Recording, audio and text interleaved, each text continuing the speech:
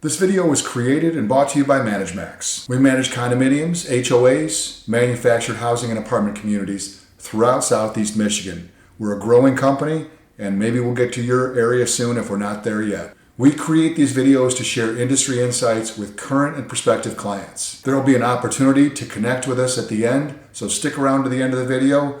Now let's dive in. This 60-second technique prevents more board conflicts than all the bylaws in the world, but here's what nobody tells you. The real problem isn't the conflicts themselves, it's what happens to your property values when board members start making decisions just to end the meeting. If you're a board member dealing with heated meetings, personal attacks, or decisions that seem to create more problems than they solve, this video is specifically for you. Here's what most boards don't realize. When board members are stressed and frustrated, they make expensive shortcuts. They approve the cheapest bid to avoid another argument. They defer maintenance discussions because we'll deal with it next quarter. They avoid tough conversations with problem residents because it's easier than the confrontation. Let me share 3 insights that change everything. When your board meetings turn into battles, members start making decisions based on one criteria. What gets us out of here fastest? That $8,000 repair becomes a $25,000 emergency 6 months later. The vendor who underbid by 30% disappears halfway through the project. The special assessment you avoided this year becomes twice as expensive next year. Most boards think they're saving time by rushing through agenda items. They're actually creating a cycle where every quick decision generates 3 more problems that take twice as long to solve. Your reserve study assumes rational decision making. It assumes your board will approve necessary repairs when they're recommended. It assumes you'll address small problems before they become big ones. But when board members are burned out and defensive, they consistently delay decisions until they have no choices left.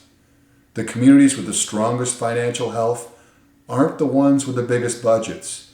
They're the ones whose boards can have difficult conversations without personal attacks. They make unpopular decisions before they become emergencies. Here's the pattern every management company sees. The most qualified, reasonable board members resign after a year or 2 of dysfunction. They have careers, families, and better things to do than spend 3 hours arguing about pool furniture. Who stays? The owners with too much time, strong opinions, and personal agendas.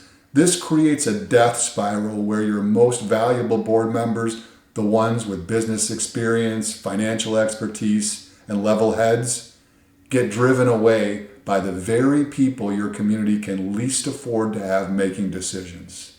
Now, there are techniques to help boards communicate better and make decisions more efficiently, but here's what most boards discover. Implementing new processes requires exactly the kind of collaborative discussion that their current dysfunction makes impossible.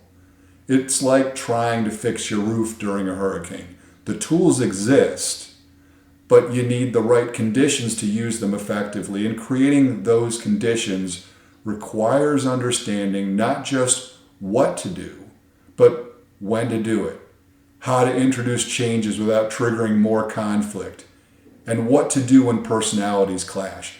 More importantly, this is just one piece of what high-functioning communities do differently. The boards that maintain strong property values and community satisfaction understand that operational excellence isn't separate from good governance. It's the result of it. If you're thinking this sounds more complex than you initially thought, you're absolutely right. The boards that try to implement communication improvements without addressing the underlying operational pressures usually see temporary improvement followed by regression to old patterns. The communities that break this cycle don't just work on board dynamics. They create systems that remove the operational stress that causes the dysfunction in the first place. If you found this perspective valuable, we invite you to connect with us. Facebook viewers, like our page and follow us for regular updates. Feel free to message us directly with your questions or community challenges. Instagram viewers, hit follow and feel free to DM us with your questions or community challenges. YouTube viewers, subscribe to our channel and check out the video description for helpful links.